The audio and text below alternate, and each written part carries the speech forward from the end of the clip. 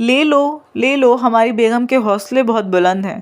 شہزاد نے بے تکلفی سے پیکٹ اسے پکڑایا اور اسے چھوڑنے چل دیے۔ چند دن اسی طرح گزر گئے۔ شہزاد دفتر جانے لگے۔ اداس سے دن آہستہ آہستہ گزر رہے تھے۔ ایک دن 11 بجے کے قریب فون کی گھنٹی بجی۔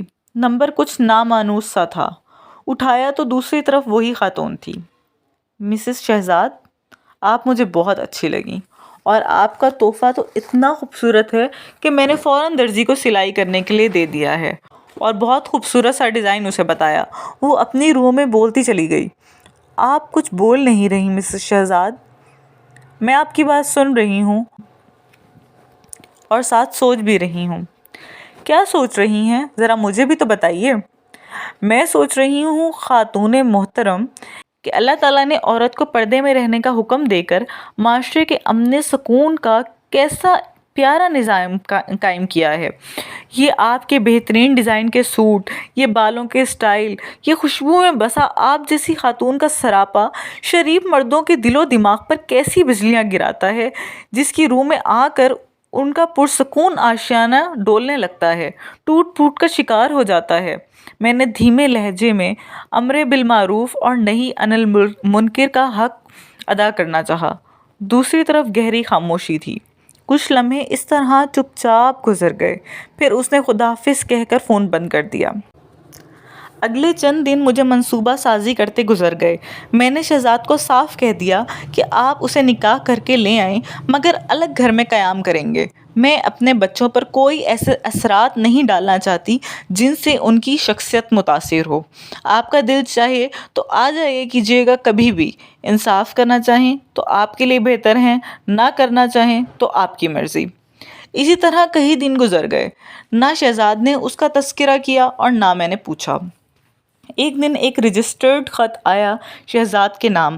انہوں نے کھولا تو پڑھتے ہوئے حیرت زدہ سے تھے، پھر میری طرف سے خط اچھال کر بولے، لو یہ پڑھ لو، تمہاری حکمت عملی کامیاب رہی، تم نے اپنا شہزاد اور اپنا گھر بچا لیا ہے۔ میں کچھ نہ سمجھتے ہوئے خط پر نظریں دوڑانے لگی۔ لکھا تھا، شہزاد، تمہاری بیوی ایک نیک دل اور صابر و شاکر عورت ہے۔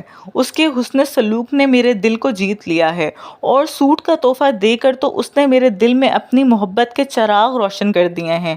میں ایسی عورت پر سوکن بن کر نہیں آ سکتی۔ تم بہت اچھے ہو شہزاد، اپنے گھر، بچوں اور بیوی سے محبت کرنے والے۔ تم نے ہر ملاقات میں اپنی بیوی کی تعریف کی ہے۔ یہ تو میں تھی جو تمہیں اپنے جال میں پھانس رہی تھی۔ اللہ مجھے معاف کر دے۔ میں اپنی ماں کو لے کر عمرہ کرنے جا رہی ہوں۔ مجھے ملنے اور تلاش کرنے کی کوشش نہ کرنا۔ ویسے تو میں ہی تمہارے آفس آیا کرتی تھی اور فون بھی میں ہی کرتی تھی۔ تم نے مجھے کیا ڈھونڈنا اور کیا فون کرنا ہے۔ اپنی بیگم کو میرا بہت سلام کہنا، ہو سکے تو وہ مجھے معاف کر دے، میں نے اس کا بہت دل دکھایا ہے۔ فقط صوبیہ۔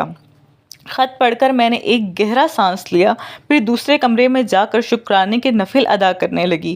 اس دن جمعہ تھا۔ سورہ کہف تو میں نے نماز فجر کے بعد ہی پڑھ لی تھی۔ نفل ادا کر کے پھر قرآن مجید، فرقان حمید اٹھایا، اسے سینے سے لگایا اور خود کلامی کرنے لگی۔ اے اللہ، تو بھی سچا، تیرا کلام بھی سچا۔ کیسے حیات بخش پیغام اس میں پنہاں ہیں۔ تو دلوں کو پھیرنے والا ہے، تو بے نواؤں کی سننے والا ہے۔ قرآن حکیم نازل نہ کرتا تو ہم زندگی کیسے گزارتے۔ میں نے سسکتے ہوئے قرآن ذی شان کو محبت سے بوسہ دیا اور الماری میں رکھ دیا۔ زویا کی آنکھیں ایک جزو سے اب بھی بند تھیں، اور میں اپنے رب کی شان کو ہر آتی جاتی سانس میں محسوس کر کے اس کا شکر ادا کر رہی تھی۔